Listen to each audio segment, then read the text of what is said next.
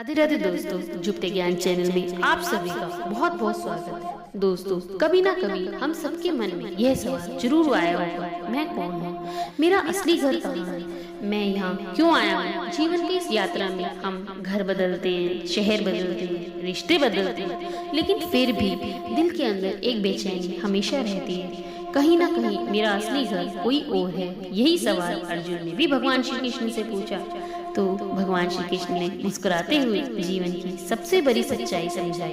हे अर्जुन, यह संसार एक उल्टा लटका हुआ वृक्ष है और यहीं से शुरू होता है दोस्तों श्रीमद् भगवद गीता का 15वां अध्याय पुरुषोत्तम योग, जो हमें बताता है जीवन क्या है, संसार क्या है और मैं वास्तव में कौन हूँ। भगवान कहते हैं यह संसार एक ऐसा विशाल बरगद का पेड़ है जिसकी जड़ ऊपर है और शाखाएं नीचे फैल रही हैं। जड़ कहाँ है? भगवान में। शाखाएं क्या है? यह संसार।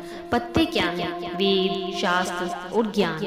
फूल और फल क्या हैं? सुख, दुख, मोह, माया। भगवान कहते हैं यह साधारण पेड़ नहीं है अर्जुन, यह जीवन का पेड़ है जिसका अर्थ है संसार। यह पेड़ चलता रहता है, एक जन्म से दूसरे जन्म तक, एक शरीर से दूसरे शरीर तक। यह पेड़ उल्टा क्यों है दोस्तों?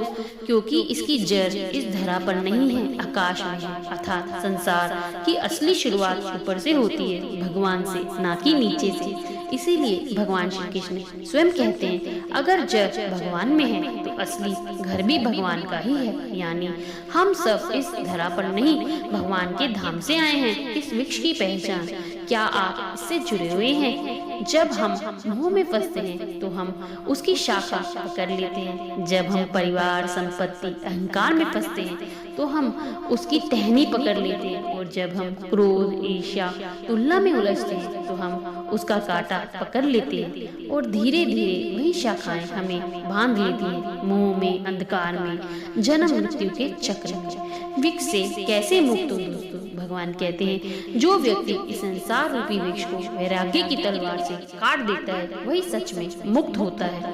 वैराग्य का मतलब संसार छोड़ना नहीं है दोस्तों, इसका मतलब है संसार में रहकर भी उससे अलग रहना, अपने कर्तव्य करते हुए भी बंधन से मुक्त रहना, सबके साथ रहना पर सब में भगवान को ही देखना।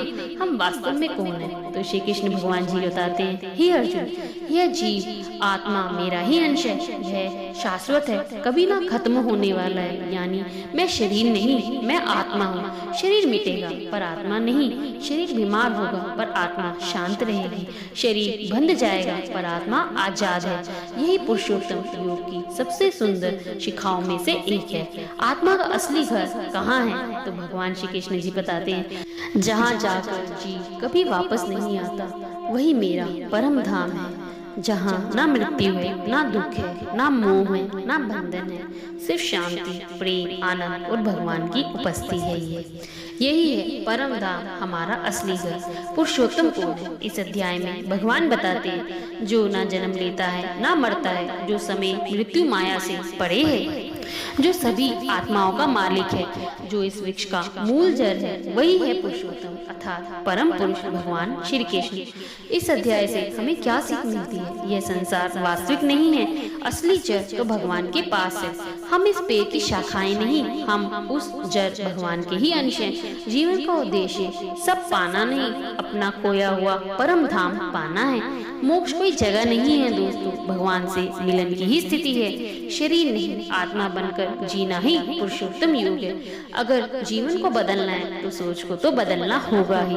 सोच शरीर की नहीं, आत्मा की हो। सोच मेरा की नहीं, उसका की हो। सोच संसार की नहीं, भगवान की हो। सोच पाने की नहीं, जुड़ने की हो। और यही है पुरुषोत्तम योग।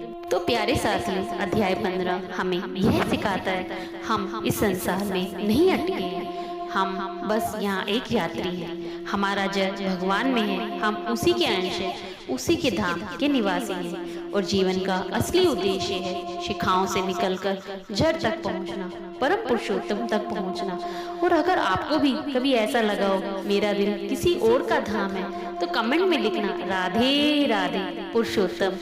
इस वीडियो को लाइक करें, अपने दोस्तों और परिवार के साथ शेयर जरूर करें और चैनल को सब्सक्राइब करना मत भूलना दोस्तों, क्योंकि किसी का जीवन बदलने के लिए कभी कभी सिर्फ एक ज्ञान ही काफी होता है। मिलते हैं अगले अध्याय में देवी और असुरी प्रवृत्ति, जहाँ भगवान बताएंगे मनुष्य के स्वभाव में कौन सी प्रवृत्ति उसे भगवान के करीब ले जाती है और कौन सी दूर। तब तक मुस्कुराते रहिए, आत्मा बनकर जिए और भगवान की ओर लौटिए। राधे राधे।